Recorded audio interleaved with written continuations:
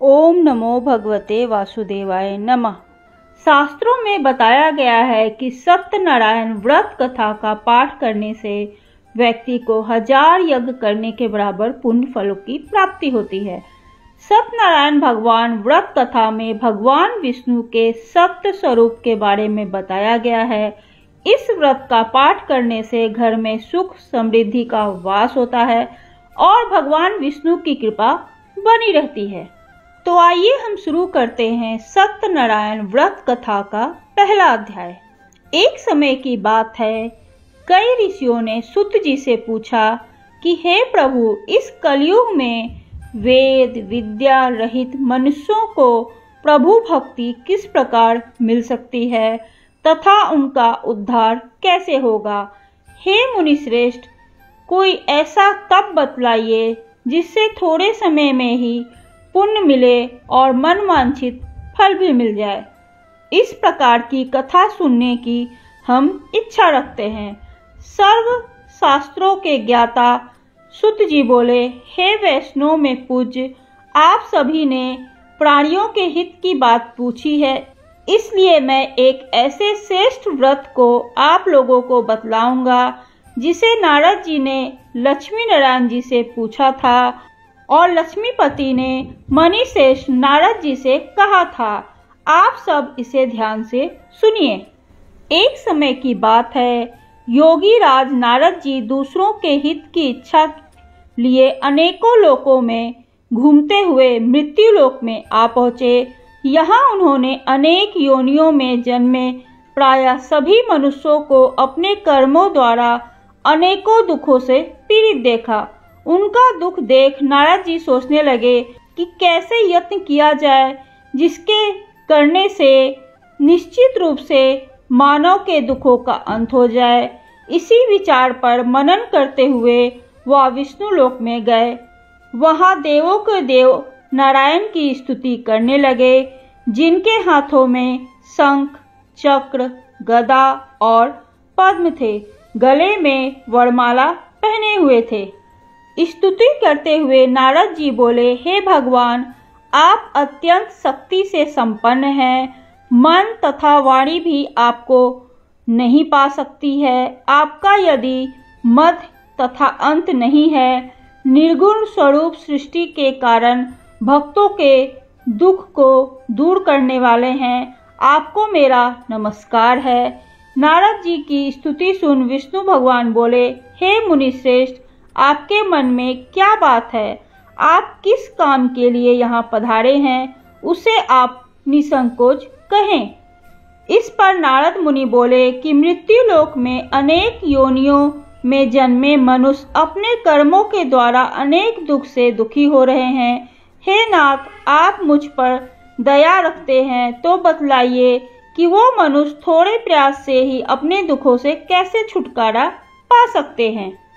श्री हरि बोले, हे नारद, मनुष्यों की भलाई के लिए तुमने बहुत अच्छी बात पूछी है, जिसके करने से मनुष्य मोह से छूट जाता है।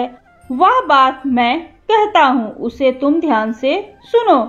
स्वर्ग लोक और मृत्यु लोक दोनों में एक दुर्लभ उत्तम व्रत है जो पुण्य देने वाला है। आज प्रेम वश होकर मैं उसे तुमसे कहता हूँ। श्री सत्यनारायण भगवान का यह व्रत अच्छी तरह विधान पूर्वक करने से मनुष्य तुरंत ही यह सुख भोग कर मरने पर मोक्ष पाता है। श्री हरि के वचन सुन नारद जी बोले कि उस व्रत का फल क्या है और उसका विधान क्या है। यह व्रत किसने किया था, इस व्रत को किस दिन करना चाहिए, सभी कुछ विस्तार से मुझे बतलाइए। नारद जी की बात सुनकर श्री हरि बोले, दुख व शोक को दूर करने वाला यह सभी स्थानों पर विजय दिलाने वाला व्रत है। मानव को भक्ति और श्रद्धा के साथ शाम को श्री सत्यनारायण की पूजा धर्मपरायण होकर ब्राह्मणों व बंधुओं के साथ करनी चाहिए। भक्ति भाव से ही नैवेद्य, केले का फल, घी, दूध, गेहूं का आटा सवाए लें। गेहूं के स्थान पर साठी का आटा, शक्कर तथा गुड़ लेकर वह सभी भक्षण योग्य पदार्थों को मिलाकर भगवान का भोग लगाएं। ब्राह्मणों सहित बंधु बांधवों को भी भोजन कराएं। उसके साथ स्वयं भी भोजन करें। भजन कीर्तन के साथ भगवान की भक्ति में लीन हो जाएं। इस तरह से सत्यनारायण भगवान का यह व्रत करने पर मनुष्य की सारी इच्छाएं निश्चित रूप से पूर्ण होती हैं। इस कली काल अर्थात कलयुग में मृत्यु लोक में मोक्ष का यही एक सरल उपाय बताया गया है। ओम नमो भगवते वासुदेवाय नमः। श्री सत्यनारायण व्रत कथा का पहला अध्याय यहाँ संपूर्ण होता है। अब हम सुनेंगे सत्यनारायण भगवान की व्रत कथा का दूसरा अध्याय। सूत जी बोले, हे ऋषियों, जिसने पहले समय में इस व्रत को किया था उसका इतिहास कहता हूँ, ध्यान से सुनो। सुंदर काशीपुर नगरी में एक अत्यंत निर्धन ब्राह्मण रहता था। भूख प्यास से परेशान वह धरती पर घूमता था।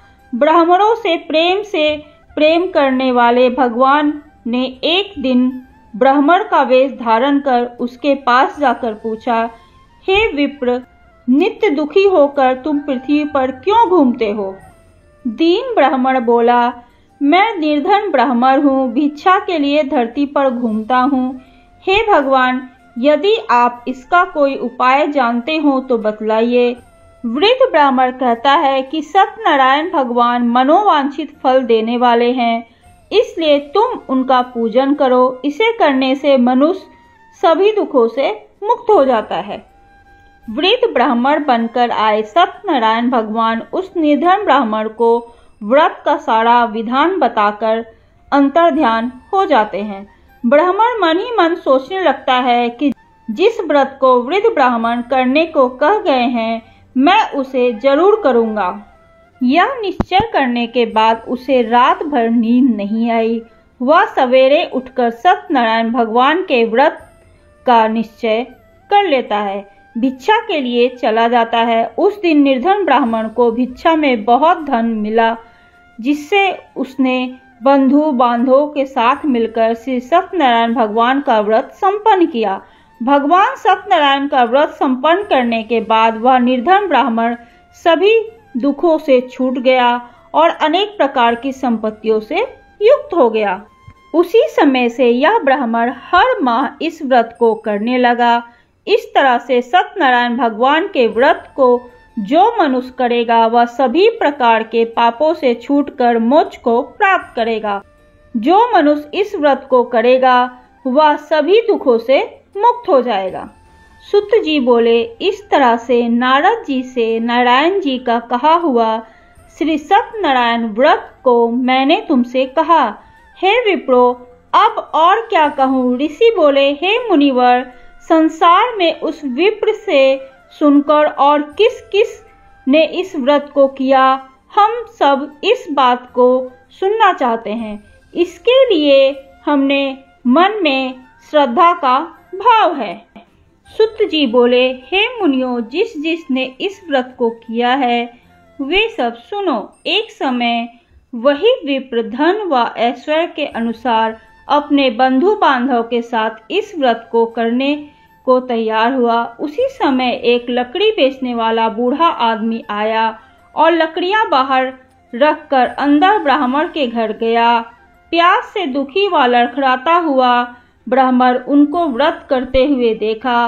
विप्र को नमस्कार कर वह पूछने लगा कि आप यह क्या कर रहे हैं?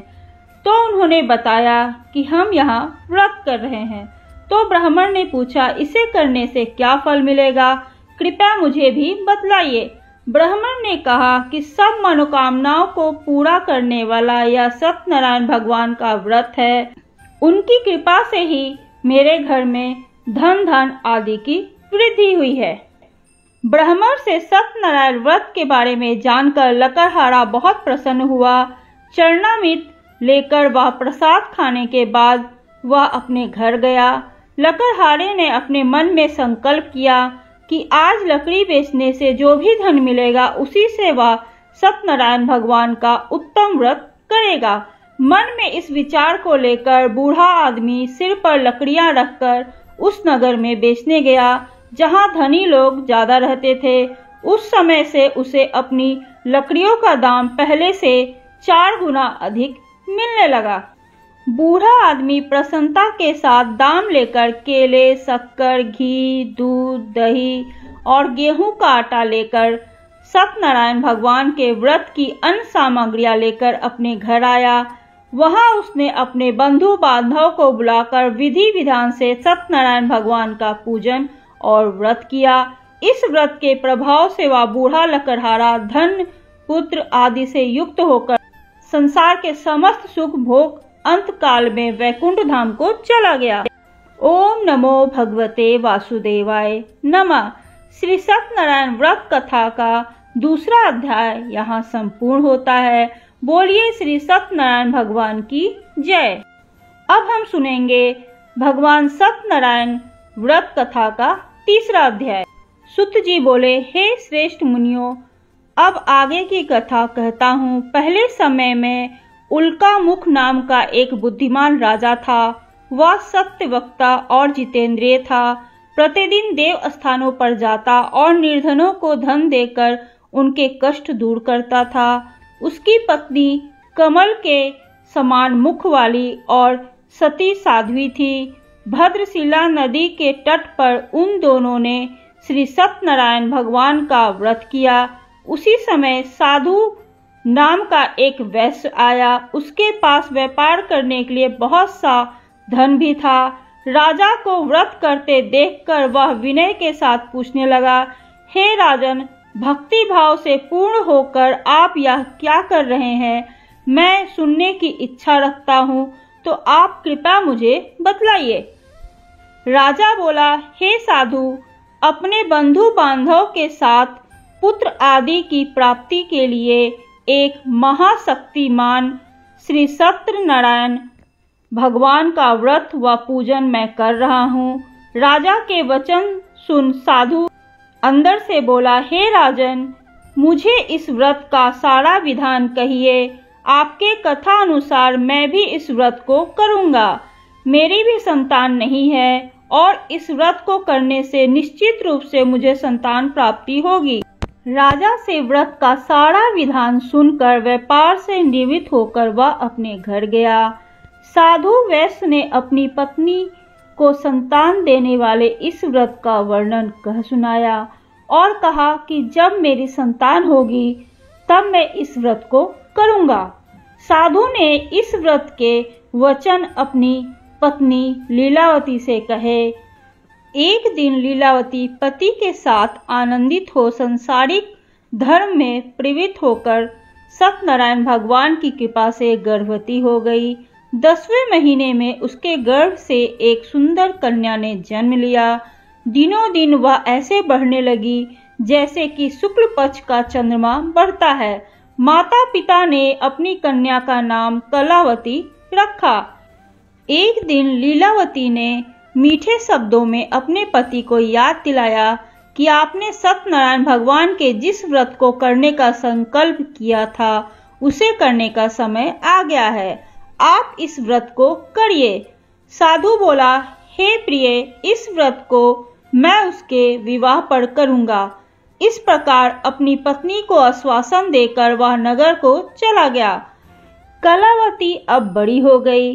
साधु ने एक बार नगर में अपनी कन्या को सखियों के साथ देखा तो तुरंत ही दूत को बुलाया और कहा कि मेरी कन्या के योग वर देखकर आओ। साधु की बात सुनकर दूत कंचन नगर में पहुंचा और वहां देखभाल कर लड़की के सुयोग वरिक पुत्र को ले आया। सुयोग लड़के को देख साधु ने बंधु बांधव को बुलाकर अपनी पुत्री का विवाह कर दिया। लेकिन दुर्भाग्य की बात ये कि साधु ने अभी भी सत्यनारायण भगवान का व्रत कथा नहीं किया। इस पर श्री भगवान क्रोधित हो गए और उन्होंने साधु को श्राप दिया कि साधु को अत्यधिक दुख मिले। अपने कार्य में कुशल साधु बनिया जमाई को लेकर समुद्र के पास स्थित होकर रत्नसारपुर नगर में गया। वहां जाकर दामाद और ससुर दोनों मिलकर चंद्रकेतु राजा के नगर में व्यापार करने लगे। एक दिन भगवान सत्यनारायण की माया से एक चोर राजा का धन चुराकर भाग रहा था। उसने राजा के सिपाहियों को अपना पीछा करते देखा। चुराया हुआ धन वहां रख दिया जहां साधु अपने जमाई के साथ ठहरा हुआ था। राजा के सिपाहियों ने साधु वैश्य के पास राजा का धन पड़ा देख तो वह ससुर जमाई दोनों को बांधकर प्रसन्नता से राजा के पास ले गए और कहा, उन दोनों चोरों को हम पकड़ लाए, आप आगे की कार्रवाई की आज्ञा दें। राजा की आज्ञा से उन दोनों को कठिन कारावास में डाल दिया गया और उनका सारा धन भी उनसे छीन लिया गया। श्री सत्यनारायण भगवान के श्राप से साधु की पत्नी भी बहुत दुखी हुई। घर में जो भी धन रखा था उसे चोर चुरा ले गए। शारीरिक तथा मानसिक पीड़ा व भूख प्यास से अति दुखी हो अन्न की चिंता में कलावती के ब्राह्मण के घर गई। वहां उसने श्री सत्यनारायण भगवान का व्रत होते देखा। फिर कथा भी सुनी। वह प्रसाद ग्रहण कर वहां रात को घर वापस आई। माता ने कलावती से पूछा कि हे पुत्री, अब तक तुम कहाँ थी? तेरे मन में क्या है? कलावती ने अपनी माता से कहा, हे माता, मैंने एक ब्राह्मण के घर श्री सत्यनारायण भगवान का व्रत होते देखा। कन्या के वचन सुन लीलावती भगवान के पूजन की तैयारी करने लगी। लीलावती ने परिवार और बंधुओं सहित सत्यनारायण भगवान का पूजन किया और उनसे वर मांगा कि मेरे पति तथा जमाई शीघ्र ही घर वापस आ जाएं। साथ ही यह भी प्रार्थना की कि हम सबका अपराध भगवान अब क्षमा कर। श्री सत्यनारायण भगवान उनके इस व्रत से संतुष्ट हो गए और राजा चंद्रकेतु को सपने में दर्शन देकर कहा कि हे राजन, तुम उन दोनों वैश्यों को छोड़ दो और तुमने उनका जो भी धन लिया है उसे वापस कर दो। अगर ऐसा नहीं किया तो मैं तुम्हारा धन, राज व संतान सभी को नष्ट कर दूंगा। राजा को यह सब कहकर वह अंतर्ध्यान हो गए। प्रातः काल सभा में राजा ने अपना सपना सुनाया। फिर बोले कि वणिक पुत्रों को कैद से मुक्त कर सभा में लाओ। दोनों ने आते ही राजा को प्रणाम किया। राजा मीठी वाणी में बोला, हे महानुभावों, भाग्यवश ऐसा कठिन दुख तुम्हें प्राप्त हुआ है, लेकिन अब तुम्हें कोई भय नहीं है। ऐसा कहकर राजा ने उन दोनों को नए वस्त्र आभूषण भी दिए और जितना धन उनका लिया था उससे दुगना धन उनको वापस किया। दोनों वैश्य अपने घर को चल दिए। श्री सत्यनारायण व्रत कथा का तीसरा अध्याय यहाँ पर संपूर्ण होता है। बोलिए श्री सत्यनारायण भगवान की जय। अब हम सुनेंगे सत्यनारायण भगवान की व्रत कथा का चौथा अध्याय। सुत जी बोले, वैश्य ने मंगलाचार कर अपनी यात्रा आरंभ की और अपने नगर की ओर चल दिया। उनके थोड़ी दूर जाने पर एक दंडी वेशधारी सत्यनारायण ने उनसे पूछा, हे साधु, तेरी नाव में क्या है? अभिवाणी वणिक हंसता हुआ बोला, हे दंडी, आप क्यों पूछते हो? क्या धन लेने की आपको इच्छा है? मेरी नाव में तो बेल व पत्ते भरे हुए हैं। वैश्य के कठोर वचन सुन भगवान बोले, तुम्हारा वचन सत्य हो। दंडी ऐसे वचन कह वहां से दूर चले गए। कुछ दूर जाकर समुद्र के किनारे बैठ गए।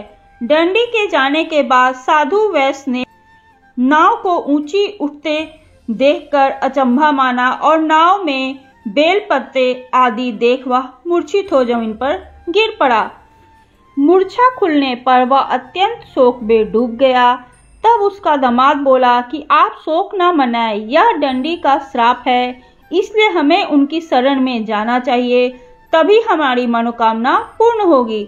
दामाद की बात सुनकर वह दंडी के पास पहुंचा और अत्यंत भक्ति भाव से नमस्कार करके बोला, मैंने आपसे जो जो असत्य वचन कहे थे उनके लिए मुझे क्षमा कर दें। ऐसा कहकर वह महान शोकातुर हो रोने लगा। तब दंडी भगवान बोले, हे वणिक पुत्र, मेरी आज्ञा से बार बार तुम्हें दुख प्राप्त हुआ है। तू मेरी पूजा से विमुख हुआ। साधु बोला, हे भगवान, आपकी माया से ब्रह्मा आदि देवता भी आपके रूप को नहीं जानते, तब मैं अज्ञानी कैसे जान सकता हूँ। आप प्रसन्न होइए, अब मैं सामर्थ्य के अनुसार आपकी पूजा करूंगा। मेरी आप रक्षा कीजिए और पहले के समान नौका में धन भर दीजिए। साधु वैश्य के भक्ति पूर्वक वचन सुन भगवान प्रसन्न हो गए और उसकी इच्छा के अनुसार वरदान देकर अंतर्ध्यान हो गए। ससुर और जमाई जब नाव पर आए तो नाव धन से भरी हुई थी। फिर वही अपने अन्य साथियों के साथ सत्यनारायण भगवान का पूजन कर अपने नगर को चल दिए। जब नगर के नजदीक पहुंचे तो दूत को घर पर खबर करने के लिए भेज दिया। दूत साधु की पत्नी को प्रणाम कर कहता है कि मालिक अपने दामाद के सहित नगर के निकट आ गए हैं। दूत की बात सुन साधु की पत्नी लीलावती ने बड़े हर्ष के साथ सत्यनारायण भगवान का पूजन कर अपनी पुत्री कलावती से कहा कि मैं अपने पति के दर्शन को जाती हूँ, तू कार्य पूर्ण कर शीघ्र ही आ जा। माता के ऐसे वचन सुन कलावती जल्दी में प्रसाद छोड़ अपने पति के पास चली गई। प्रसाद की अवज्ञा के कारण श्री सत्यनारायण भगवान रुष्ट हो गए और नाव सहित उसके पति को पानी में डुबो दिया। कलावती अपने पति को वहां न पाकर रोती हुई जमीन पर गिर गई। नौका को डूबा हुआ देख व कन्या को रोता हुआ देख साधु दुखी होकर बोला कि हे प्रभु, मुझसे तथा मेरे परिवार से जो भूल हो गई है उसे क्षमा करें। साधु के दीन वचन सुनकर श्री सत्यनारायण भगवान प्रसन्न हो गए और आकाशवाणी हुई, हे साधु, तेरी कन्या मेरे प्रसाद को छोड़कर आई है, इसलिए उसका पति अदृश्य हो गया है। यदि वह घर जाकर प्रसाद खाकर लौटती है तो इसे उसका पति अवश्य मिलेगा। ऐसी आकाशवाणी सुन कलावती घर पहुंचकर प्रसाद को खाती है और फिर आकर अपने पति के दर्शन करती है। इसके बाद साधु बंधु बांधव सहित श्री सत्यनारायण भगवान का विधि विधान से पूजन करता है। इस लोक का सुख भोग वह अंत में स्वर्गलोक को जाता है। श्री सत्यनारायण व्रत कथा का चौथा अध्याय यहाँ पर संपूर्ण होता है। बोलिए श्री सत्यनारायण भगवान की जय। ओम नमो भगवते वासुदेवाय नमः। अब हम सुनते हैं श्री सत्यनारायण भगवान की व्रत कथा का 5वां अध्याय। सुत जी बोले, हे ऋषियों, मैं और भी एक कथा सुनाता हूँ, तुम उसे ध्यान पूर्वक सुनो। प्रजा पालन में लीन तुंगध्वज नाम का एक राजा था। उसने भी भगवान का प्रसाद त्याग कर बहुत ही दुख भोगे। एक बार वन में जाकर वन पशुओं को मारकर वह बड़ के पेड़ के नीचे आया। वहां उसने ग्वालों को भक्ति भाव से अपने बंधुओं सहित सत्यनारायण भगवान का पूजन करते देखा। अभिमानवश राजा ने उन्हें देखकर भी पूजा स्थान में नहीं गया और न ही उसने भगवान को नमस्कार किया। ग्वालों ने राजा को प्रसाद दिया, लेकिन उसने वह प्रसाद नहीं खाया और प्रसाद को वहीं छोड़कर अपने नगर को चला गया। जब वह नगर पहुंचा तो वहां सब कुछ तहस नहस हुआ पाया, तो वह शीघ्र ही समझ गया कि यहाँ सब भगवान ने ही किया है। वह दोबारा ग्वालों के पास पहुंचा और विधि पूर्वक पूजा करके प्रसाद खाया तो श्री सत्यनारायण भगवान की कृपा से सब कुछ पहले जैसा हो गया। दीर्घ काल तक सुख भोगने के बाद मरणों उपरांत उसे स्वर्गलोक की प्राप्ति हुई। जो मनुष्य परम दुर्लभ इस व्रत को करेगा तो भगवान सत्यनारायण की कृपा से उसे धन धान की प्राप्ति होगी। निर्धन भी धनी हो जाता है और भय मुक्त हो जीवन जीता है। संतानहीन मनुष्य को संतान सुख मिलता है और सारे मनोरथ पूर्ण होने पर मानव अंत काल में वैकुंठ धाम को जाता है। सुत जी बोले, जिन्होंने पहले इस व्रत को किया है, अब उनके दूसरे जन्म की कथा कहता हूँ। वृद्ध सतानंद ब्राह्मण ने सुदामा का जन्म लेकर मोक्ष की प्राप्ति की। लकड़हारे ने अगले जन्म में निषाद बनकर मोक्ष प्राप्त किया। उल्कामुख नाम का राजा दशरथ होकर वैकुंठ को गए। साधु नाम के वैश्य ने मोर ध्वज बनकर अपने पुत्र को आड़े से चीरकर मोक्ष पाया। महाराजा तुंगध्वज ने स्वयंभू होकर भगवान में भक्ति युक्त हो कर्म कर मोक्ष पाया। श्री सत्यनारायण व्रत कथा का 5वां अध्याय यहाँ पर संपूर्ण होता है। बोलिए श्री सत्यनारायण भगवान की जय। ओम नमो भगवते वासुदेवाय नमः।